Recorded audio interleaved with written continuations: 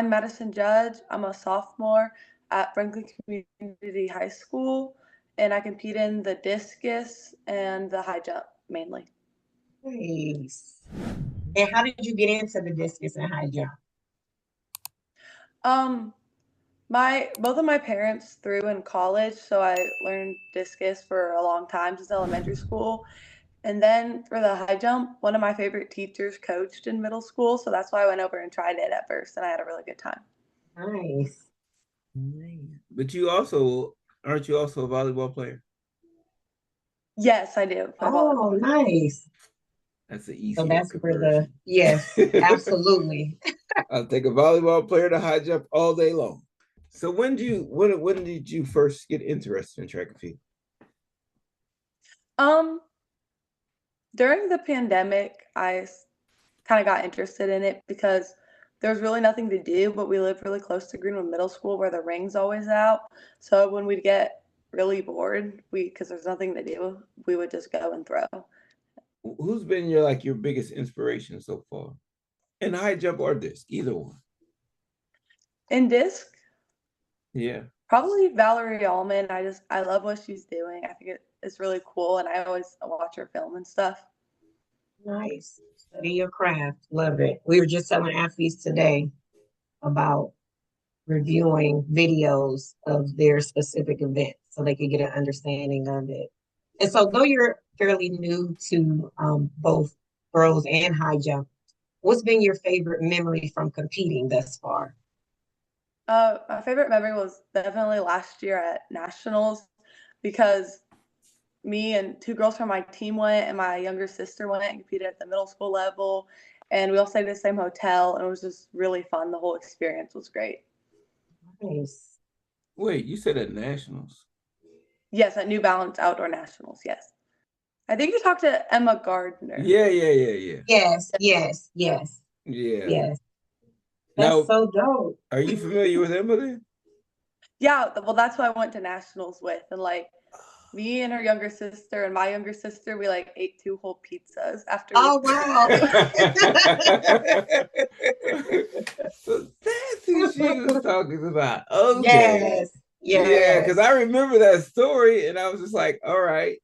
And then when you just said that, I'm thinking, wait a minute. Okay, Right. It was cool. just a really fun experience. I bet Yes, it was. absolutely. Absolutely. And I'm sure that elevated your confidence for Yeah. sure. So, yeah, what a great memory for sure. Being a thrower and a jumper, we've coached athletes who've been throwers and jumpers. I would say it's unique. And so, how would you say, or what would be the most challenging aspect of track and field? That's immediately what comes to my mind because you jump and throw. Well, being in those two events, I just think it's getting to your events because they happen at the same time.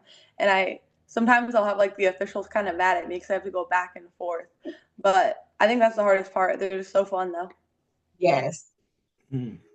Is there a specific track you can think of that I'm trying to think because it's always a distance between the throws Yeah, and high jump? I don't remember. I don't remember which track it was, but there was one that to get from the actual track to the throwing area, you had to go over a bridge that went over a Oh, creek. wow. Now you just Yes. competed in the you were in the HSR meet. That was for high jump, I'm assuming. Yeah, yeah. Okay. What place did you end up there? I got third. Okay. Well, Congratulations. that's a big deal. Congratulations. You're super humble. Oh, thank you. Coach is Right. having to pull on the amazing, we'll have to brag for you. That's so dope. Thank you. Like being in two events like that, then being in multiple sports, what would you say in terms of looking at your athletic background? What is it that how has athletics shaped your character at all? Or has it shaped it at all? I just think athletics has a lot about who I am today. I feel like the lessons that you learn when you're competing can just be applied to anything, and just you'll learn how to deal with people and just all stuff that you can apply to almost anything in life. How would you say you prepare for big competitions? Big competition. I I try to make sure just I eat really well, and I For big competitions, I really try to just be happy because I'm really bad about getting stressed, and I want to just be the person to make other people not stressed. I want to have a smile on my face. I just want to be like the energy for everyone who's nervous. I want to make sure that I'm not in my head. It's really mental a lot. It's okay to be in your head. However, it's just as long as you're in your head playing the right movie. So if Yeah. you're in your head playing the right story, then stay there. It's all good. And nerves are okay as well. We always say butterflies are what make you fly. So if you're Mhm. nervous, then that means you're going to perform well. It's when you're not nervous. It's a lot of times when Yeah. it shows up and you're like, ooh, in the middle of it, you're like, I should have been nervous. Yeah. Trust me, I've been there. I'm Yeah, cool. but if I look at the heat sheet and I know what's coming, I like being prepared. I like to know what I'm up against. I love that. Yeah. So how would you say you view, so looking at the heat sheet, you're going to see some similar names and names where you're just like, okay, they're going to push me today. So how do you view your competitors? Um, I love being close with my competitors. I think it really pushes both of them because if you're neck and neck, everybody's trying to pull ahead. And like you'll see it, especially in running, when people are close is when they get PRs because they're fighting. But when there's a big gap, it's just hard to compete. I love competitors that are going to push me because I know that's what's going to make me better. And but how do you do, like, okay, so like in the throws or in the jumps, there's nobody there doing it with you. So how is it like somebody has a big throw? Is that like the numbers? Is that what you hear? And you're like, all right, my turn. Or a jump, somebody Yeah. clears, and you're like, my turn. Oh, yeah, that's just it kind of gets real when someone else gets something. It's like if you miss an easy bar and the next person clears it, it's like, okay, well, I gotta clear it now and Hmm. I gotta go. Or if the mark's really far but it's something I can do, it's like, okay, I gotta explode through this one. I gotta make it count. Because you only have a couple attempts and Hmm. everything for the events. It's you gotta go when you have the chance. You can't waste an opportunity. So you sound like you really have a internal voice that's telling you, this is what I need to do. And I think that's a great thing for athletes to have. Earlier, you talked about, nutrition playing a role, but also like making sure everybody's comfortable. But even from what you're saying now, you have that positive self-talk within you where it's just like, okay, they threw, I'm about to throw. Have you always been at that point, or how have you seen yourself grow from, I could do this too. They just threw this, now I'm going to come throw this, or they just jumped this, I'm going to come and, you know, jump this Mhm. now. Yes, I in middle school I was very bad about getting in my own head. And like the eighth grade meet, I was supposed to win the discus by I think a good margin, and I scratched all of my throws. I was just so Mm-hmm. stressed, and I was so focused on what could go wrong. And I Mm-hmm. just think my performance in every sport has improved greatly since I've been trying to be the energy for someone else because that's gonna lift you up too, and everyone does Mm-hmm. better together, and they're good. And like for those events, if you get people to clap for each other and do the slow clap, and it brings everybody up. Yes. Mm. But I think you just told a great secret there, though. Like when you said when you were in eighth grade, you were focusing on all the things that could go wrong, and Yes. nothing went right. So it was just Yeah. right. So, but now it sounds like you're switched it over to everything that can go right. I'm just focusing on Mm-hmm. that, and that's where my energy goes. So that's where you Yeah. get the higher bars or the further throws, and that's so that's having said that, like how do you go into a meet and define it as successful or not? Successful is like how I think I performed based on the circumstances. Because in track and field, there's just, especially outdoor, there's a lot of outside variables that's going to affect how you compete. And I just have to tell myself that it is kind of like black and white because it's a number, but it's really not. There's a lot affecting how I did today. And I just have to really realize if that's a good number for the conditions I was in, or if that was just I wasn't it today. I have to just think about what's going on around me. I just love your mindset. Like Yeah. Thank I you. really want to like have my mom like, oh my gosh, as a sophomore, right? You're so mature and your mindset for competing is just it's on a whole nother level already. So a follow-up question to that would be is how do you stay motivated through um, tough training sessions? Again, because you have the throwing and you have the jumping. So how do you stay motivated through all of that? I like training sessions. I've never not liked competing or training. And I think a lot of that's because I have scoliosis and I'm always in a brace. And one of the only times I take it off is when I'm training. And I feel very free when I have it off. So I just love it. No matter what weight I'm lifting or like how far I'm running, it feels way better than having a big old back brace on. It just feels Wow. so free. Man. Well, Wow. yeah. That you're just taking it even further here. Like, and I think maybe that contributes to your maturity in terms of being able to take the moment and seize the moment and be like, okay, this is really what I'm going to do because I have this moment to do it. Yeah. Which is Yeah. that's a beautiful thing, especially at your I age think for somebody to take that. no, I Yes. think Emma Gardner helped with that a lot last year too. Because like at state, one of my discs got impounded and something went wrong with the other one, so I couldn't throw it either. And I was actually just a hot mess, and she really brought me back Mm. down to earth. I just want to be that for someone else.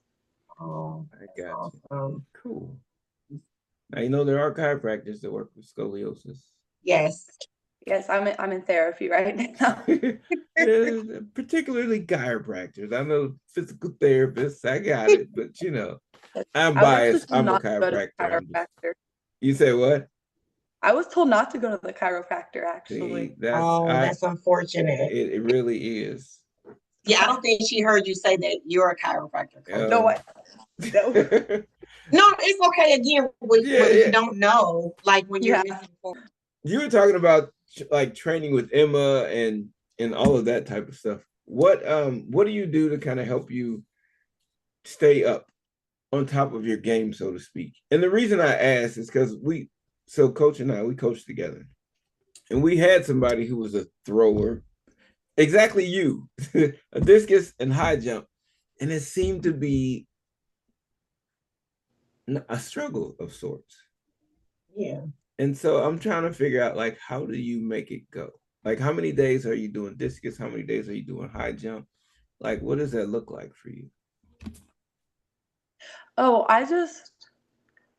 I'll do like I kind of just go every other day at practice, or if like some days I'll need to do a plyo day and then a form day for high jump, I'll try to make sure when I get home that I'll get some extra reps like by myself or with someone else's help because I just have the resources to do that and I don't want to slack on either event. What would you tell to younger athletes who are just getting into the sport, um, need some motivation, need people who've been there, done that, telling them like they can do it? I think you should find an event that you find really fun and even if it's like not what people are telling you, like, oh, you're not built for that event. Well, you can build yourself to that event and you can watch film and see what you need to be doing. And if you are having a good time, then you're going to want to do it. Then you'll want to work at it and it'll be fun and you won't be pushing through. So tell me this, when you celebrate these big achievements outside of eating whole pizzas, how do you how do you celebrate your wins, your accomplishments, all those things? Just with my team, it's just especially right after you do it when everyone who's been there with you is cheering for you. It's so fun. And just the next day at practice, everyone kind of is still on it and it's just kind of to ride that high out. It's really fun. What do you feel are some of the biggest sacrifices you made for the sport? Again, being a two-sport athlete, unless there's another sport you're playing, and you didn't share it with us. But do you feel like you've had to sacrifice anything for track or even volleyball? Um, no, not really. Like I said before, when I'm doing my sport is when is really when I'm the happiest. It's just my favorite thing. The only kind of sacrifice I had to make was last year and all through middle school, I did play basketball, and now I've been doing club volleyball, so I haven't been able to do them both. Mm-hmm. Mm-hmm. What did you like? You have a lot of coaches, obviously. You have a high jump coach, a throws coach, volleyball. What's the most valuable piece of advice you'd say you received so far?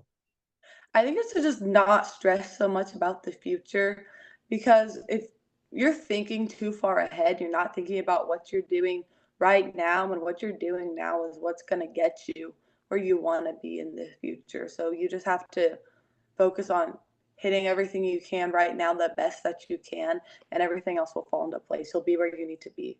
The better question is how you maintain your physical health Mm-hmm. throughout 2 events and 2 sports almost at the same time. Mhm. I really try to make sure that I get enough sleep, because that's when like all the food you've eaten for the day and all that stuff gets to actually work. And if I don't get enough sleep, I can feel it. I don't feel good. And I try to make sure that I'm just eating the right foods when I need to eat them. I just want to be fueled, basically. How would you say you balance your individual goals from team goals?